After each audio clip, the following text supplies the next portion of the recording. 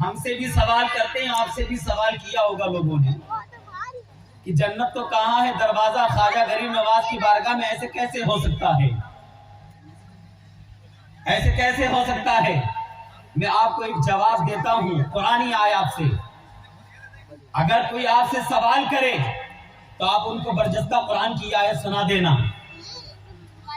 وَادْخُلُوا الْبَابَ سُجَّدًا وَقُولُوا حِطَّةٌ نَغْفِرْ لَكُمْ خَطَايَاكُمْ۔ یہ علماء کرام کی ذمہ دار جماعت بیٹھی ہوئی ہے، قرآن مقدس کی آیت مبارکہ سورہ بقرہ کے اندر موجود ہے۔ اللہ تبارک و تعالی جب بنی اسرائیل نے کوئی اپنی جان پر گناہ کر لیا، ظلم کر لیا، تو اللہ تبارک و تعالی نے کہا کہ فلاں بستی میں چلے جاؤ، اور وہ بستی فلسطین کے قریب اریحہ نامی کی ایک بستی تھی جس میں اللہ تبارک و تعالی نے جانے کا حکم دیا۔ کیوں حکم دیا؟ اس لیے حکم دیا کہ بنی اسرائیل کے لوگوں نے گناہ کیا، اپنی جان پر ظلم کیا، تو اللہ تبارک و تعالی نے ان کو حکم دیا کہ تم اریحہ نامی بستی کی طرف چلے جاؤ، اور جانے کا انداز یہ ہو، جب تم بستی کے اندر داخل ہونا تو جانے کا انداز اس قدر ہونا چاہیے، جانے کا انداز ایسا ہونا چاہیے کہ جب تم دروازے کے اندر داخل ہو تو سجدے کی حالت میں داخل ہونا، اور اپنی زبان سے استغفر اللہ کی صدائیں بلند کرنا۔ اللہ تبارک و تعالیٰ تمہارے تمام گناہوں کو معاف فرما دے گا۔ قرآن کہتا ہے وَادْخُلُوا الْبَابَ سُجَّدًا وَقُولُوا حِطَّةٌ نَغْفِرْ لَكُمْ خَطَايَاكُمْ۔ اللہ نے کہا اپنے گناہوں کی معافی کے لیے اس دروازے کے اندر داخل ہو جاؤ اور اپنے گناہوں کے لیے معافی طلب کرو، اللہ تبارک و تعالیٰ تمہارے گناہوں کو معاف فرما دے گا۔ علماء مفسرین بیان کرتے ہیں کہ اس بستی کے اندر اللہ تبارک و تعالیٰ نے جانے کا حکم کیوں دیا؟ آخر اس بستی میں ایسا کیا تھا کہ اس بستی میں جانے کے بعد اگر وہ گناہوں کی معافی مانگے تو اللہ ان کے گناہوں کو معاف فرما دے؟ تو غوث و خواجہ کے دیوانوں، میں تمہیں ایک فارمولہ دے کر جاتا ہوں، اگر تم سے کوئی کہے کہ خواجہ پاک کی بارگاہ میں جنتی دروازہ کیسے ہو سکتا ہے، تو ان کو یہ قرآنی آیات سمجھا دینا اور بتا دینا کہ جب بنی اسرائیل کے جہاں اولیاء کرام لیٹے ہوں، جب بنی اسرائیل کے اولیاء کرام جہاں لیٹے ہوں، وہ سرزمین مقدس اس شہر کا دروازہ اگر جنتی دروازہ ہو سکتا ہے تو میرے خواجہ کا جنتی دروازہ کیوں جنتی دروازہ نہیں ہو سکتا ہے؟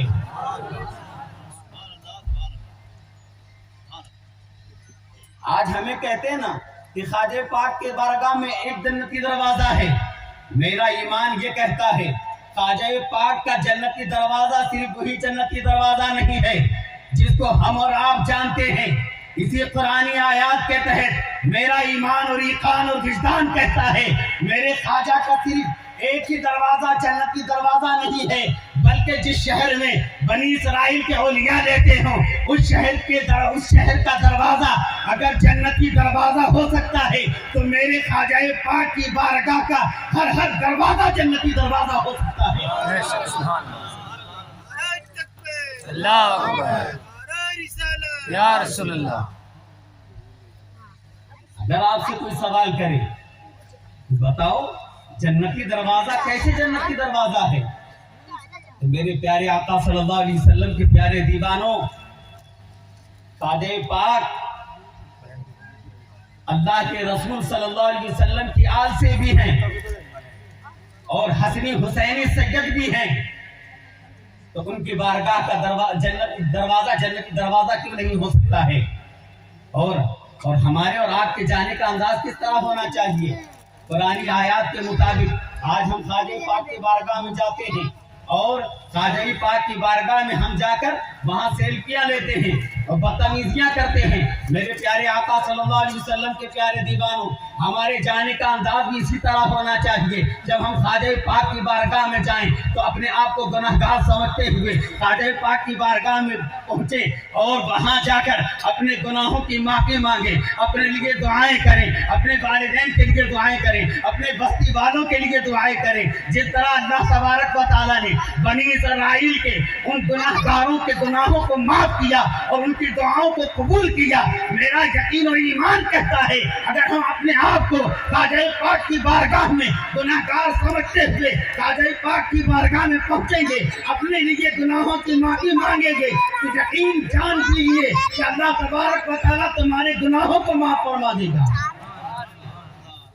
اس لیے خواجہ پاک کی بارگاہ میں جائیں تو وہاں طوفان بدتمیزی نہ کھڑا کریں، وہاں جا کر دعائیں مانگیں، قرآن کی تلاوت کریں، اور جب نماز کا وقت ہو جائے تو نماز کی ادائیگی بھی کریں۔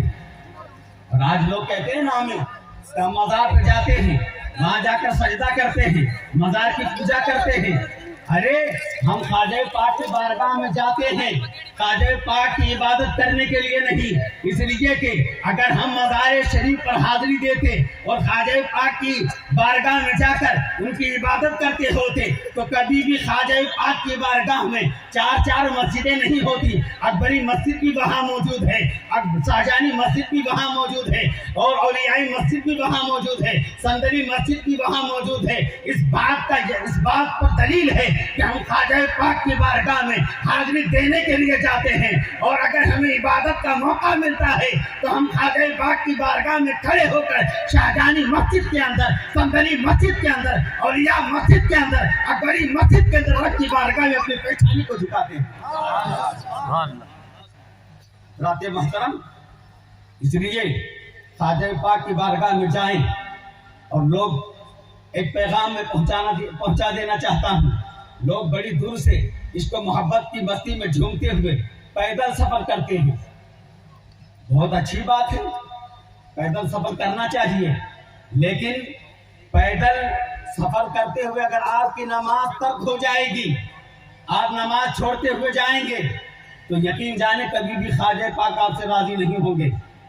اس لیے آپ اگر پیدل جاتے ہیں تو اپنی نمازوں کو ترک نہ کریں، بلکہ نماز کی ادائیگی کے ساتھ۔ اور اللہ نے تو آسانیاں فرمائی ہیں۔ آج اس دنیا کے اندر ہم جنم لے چکے ہیں کہ یہ دنیا بہت ترقی کر چکی ہے، جہاں ہزاروں میل کا سفر مہینوں میں طے کیا جاتا تھا، آج وہ سفر گھنٹوں میں طے کیا جاتا ہے۔ ہمیں پیدل جانے کی ضرورت نہیں ہے، بلکہ اپنے آپ کو خواجہ پاک کی بارگاہ میں پہنچا دیے، تندرست و توانا رہیں گے تو وہاں جا کے قرآن کی تلاوت کریں گے اور نماز کی ادائیگی کریں گے، خواجہ پاک کی بارگاہ میں دعا مانگیں گے۔ اور اگر ہم پیدل سفر کر کے وہاں پہنچے تو وہاں نہ نماز ہو پائے گی، نہ قرآن کی تلاوت ہو پائے گی، کچھ بھی نہیں ہو پائے گا۔ جا کر اپنے پاؤں دبائیں گے، قرآن کی تلاوت کریں گے۔ اس لیے خواجہ پاک کی بارگاہ میں جائیں تو بڑے ادب کے ساتھ اور خواجہ پاک کی بارگاہ میں دعا مانگے۔ اللہ تبارک و تعالیٰ کی بارگاہ میں دعا ہے کہ اللہ تبارک و تعالیٰ ہم سبوں کو اولیاء کرام کی محبت میں زندگی و موت عطا فرمائے۔ السلام علیکم۔